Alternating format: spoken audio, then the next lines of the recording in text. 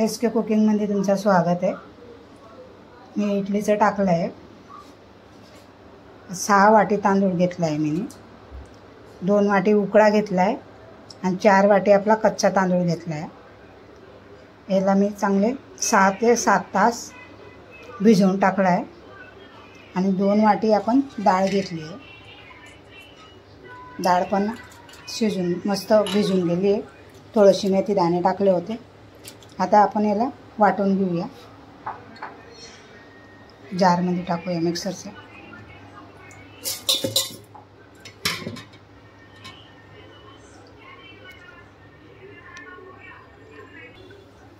आता याच्यात आपण थोडं पाणी टाकून वाटून घेऊया। इडलीचं जास्त आपल्याला पातळ नाही करायचं, डोसासारखं घट्ट ठेवायचं आहे। वाटून घेऊया आपण।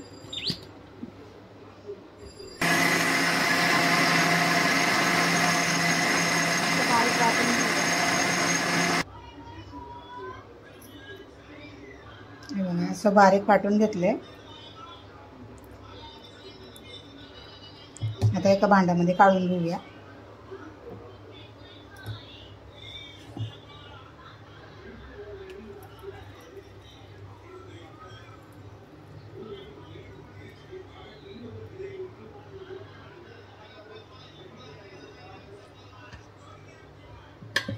सगळं वाटून घेऊया असंच। आता डाळ वाटून घेऊया आपण। तेच पाणी धुतले आपण भिजत घातलेलं तेच पाणी वापरते मी, लागलं तेवढं पाणी टाकते आणि एकदाच 1-2 वाटी डाळ एकदाच वाटते मी। माझ्याकडे मोठं भांडं आहे, तुमच्याकडे छोटं भांडं असेल 2दा वाटू शकता तुम्ही। डाळ पण वाटून झाली आहे आपली। आता याच्यात मिक्स करून घेऊया।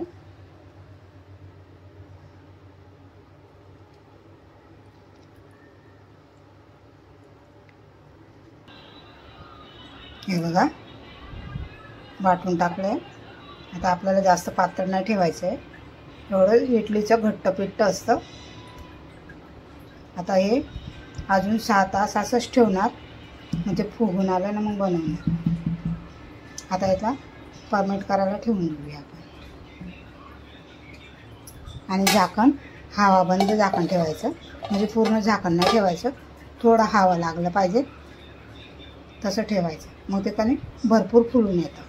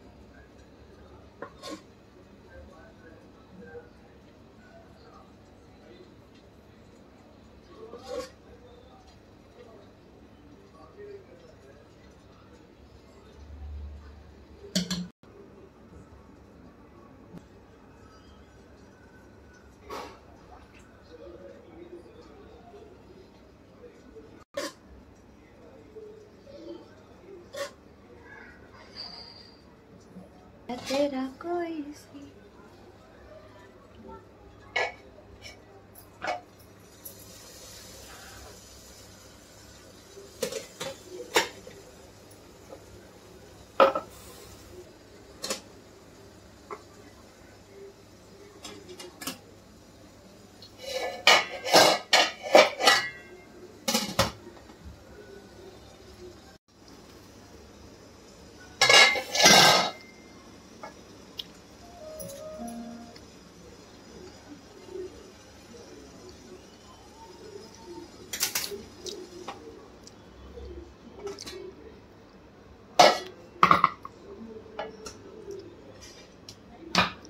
पंखा ना